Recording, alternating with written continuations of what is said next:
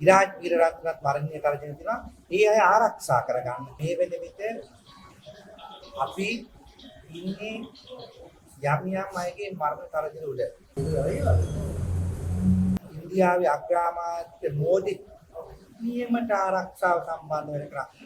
ජාතික ආරක්ෂාව සම්බන්ධ ඒගොල්ලන් එච්චරම දැනීමක් නැහැ.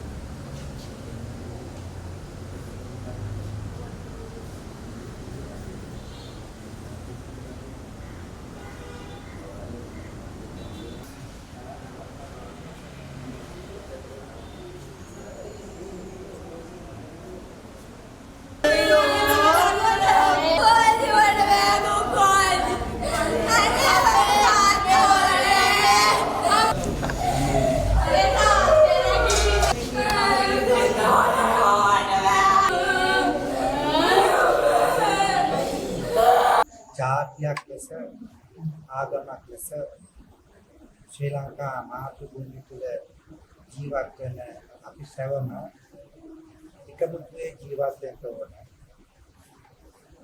සිංහල, දමිළ, මුස්ලිම්, කතෝලික හෝ වේවා ජීවිතයක් කියන්නේ ඉතා වටිනවා. අපි දන්නවා සමාජ ක්‍රියාකාරයක් වෙන දැන් ප්‍රසාද් මහත්මයා තමන් වෙනුවෙන් නොව සමාජයේ අවශ්‍යතා ලෙස සමාජයට අවශ්‍ය වෙන සත්‍ය කතා කිරීමේදී යම් යම් ගැටලු ඇති වෙලා තමන්ගේ මේ ප්‍රශ්නදී ජීවිතය අයිතුනා. මේ අවස්ථාවේදී අපේ රටේ ජාතික ආරක්ෂාව සම්බන්ධව මේ වෙන විට අපිට ලොකු ප්‍රශ්නයක් ඇති වෙලා තියෙනවා. ජාතික ආරක්ෂාව මේ වෙන විට අප රටෙහි දෙවන්ත ප්‍රශ්නයක මැදිහත්ලා තියෙනවා. මොකද මේ වෙන විට අපි ඉන්නේ යම් යම් අයගේ මරණ තරජන උඩ. කොළඹ දිස්ත්‍රික්කයේ කොළඹ නගරාධිපතිවරු අපේක්ෂක අසේර සම්පත් මැතිතුමා ළඟ කොළොන්නාව නගරාධිපති අපේක්ෂකාවට ඇයටත් මරණීය තර්ජනය වෙලා තියෙනවා. ITH පොලිසියට ගිහිලා පැමිණිල්ලක් කරා. ආමේ අය අත්අඩංගුවට අරගෙනත් නැහැ. මම අහන්න කැමතියි ගරු පොලිස්පතිතුමනි දැන් ITH එකට කරව පැමිණිල්ල මම හේති මහත්තයා කතා කළා මේක පොඩ්ඩක් බලන්න මොකක්ද කියලා. නමුත් තාම ඇයට කොළොන්නාවේ ඡන්ද කරන්න යන්නට බයක් වෙලා තියෙනවා. මේ සම්බන්ධ වහාම ක්‍රියාත්මකයි. මේ ආරක්ෂාව කියන ආරක්ෂාව හැල්වට ලක් කරන්න එපා. ආරක්ෂාව දැක්නනේ ඊයේ ඉන්දියාවේ අග්‍රාමාත්‍ය මෝදි නියමට ආරක්ෂාව සම්බන්ධ වෙන කරා. අන්න ඒක හරි ඉගෙනගෙන ආරක්ෂාව මොකක්ද කියන එක රට ආරක්ෂා කරන්නේ ඒතුමා ගත්ත ක්‍රියාව සම්බන්ධ අපි ආගේ කොට. අන්න ඒ වගේ නායකයෝ අවශ්‍යයි. රටේ විනාශ කරන්නට එනවා නම් කවර ඊයට නීති ක්‍රියාත්මක කරන්න. 60 ලක්ෂයක් ඡන්දෙ දීපුවය දැන් මේ වෙනකොට බයෙන් ඉන්නේ මේ ස්ත්‍රීවයට. අපි කියන්නේ නීතිය කාටත් පොදුයි. නීතියෙන් ලබා දී දඩුවම් කාටද ජාතික ආරක්ෂාව මීට වඩා පුළුල් කරලා රටේ සියලු ජනතාවගේ ආරක්ෂාව ආරක්ෂා කරන්න කියලා ගෞරවයෙන් මම ජනාධිපතිතුමා ඉල්ලා සිටිනවා. දැන් මැතිවරණ කාලයක් තිබෙන ඔබතුමා ඔබ වහන්සේ මේ අපි දකිනවා පාරවල ගිහිල්ලා කැම්පේන් කරනවා. ඔබ වහන්සේගේ ආරක්ෂාවට තර්ජනයක් තියෙනවද? මට නම් ඇත්ත වශයෙන්ම තෝ මරනවා, තෝ කපනවා, තොට පුළුවන් නම් ඕන පොලිසිය ගිහිල්ලා පැමිණිලි දාපියේ කියලා මරණීය තර්ජන කීපයක් ආවා. හැබැයි අපි කරු අධිකරණ ඉදිරිපත් කරලා තලාකම් පොලිසියේ දැන් ඔහුට මේ වෙන විට නීති ක්‍රියාත්මක කරන්න යනවා. මේ වගේ වෙලාවට ඇත්ත වශයෙන්ම අපිට ආරක්ෂාව දෙන්න ඕනේ. ඉතින් අපි ඉල්ලුවත් මේ අය දෙන්නේ නැහනේ.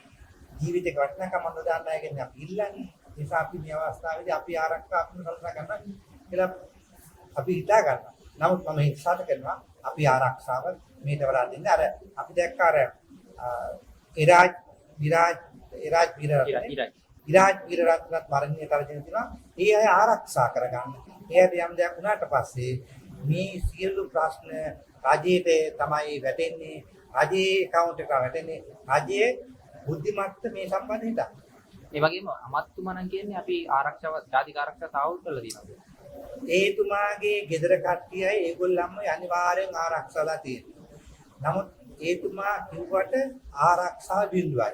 ඉතින් ආරක්ෂාව කරලා තියෙන නපෝදිනිය ආවියාවද තියෙනවා. ඊළඟට මේකුත් ආකාරي පොඩි පොල්ල බව තියෙන ළඟම බව පිස්තල් එක තියෙනවානේ. ඒක ගන්න පුළුවන් නේ. ආරක්ෂාව ලස්සනට. හැබැයි ඔබතුමාලා මට එන්න පුළුවන් නම් මම ආරක්ෂාව සම්බන්ධ හරියාකාරව ඔබතුමා ටියුෂන් අපිට දෙන්න ඕනේ. මම ටියුෂන් එකක් ඔබතුමාට. කියන්නේ ඔබතුමා මේ කරනවද මේ කියන්නේ ඔබ වහන්සේ ඉතින් ඒගොල්ලන්ගේ ජාතික ආරක්ෂාවක් කියන්නේ රටේ ජනතාව ආරක්ෂා කරනවා. රටේ ජනතාව ආරක්ෂා කරන ජාතික ආරක්ෂාව විතර ශ්‍රීඩාම්දා පොලිසිය ඒකාබද්ධ ඒගොල්ලන්ගේ තල බුද්ධිමතුන්ගෙන් අපි ගන්න ඕනේ මේ කොහොමද ඒක කරන්නේ කියලා. ඉතින් ඒගොල්ලන් ඉතින් අර දේශපාලනේ ගියාට ජාතික ආරක්ෂාව සම්බන්ධ ඒගොල්ලන් ඉච්චර බෑ දැනීමක් නැහැ නේද?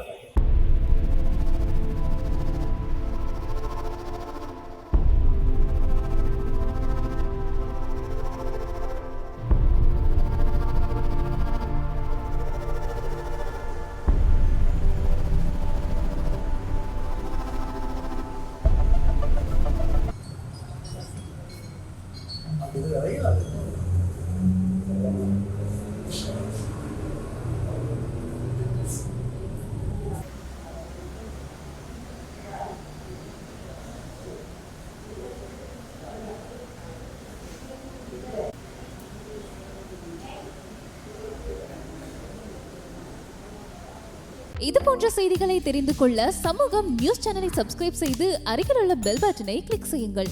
மேலும் இது போன்ற செய்திகளை உடனுக்குடன் தெரிந்து கொள்ள சமூகமீடியா.com என்ற இணையதளத்தின் வாயிலாகவும் எங்களுடன் இணைந்திருங்கள்.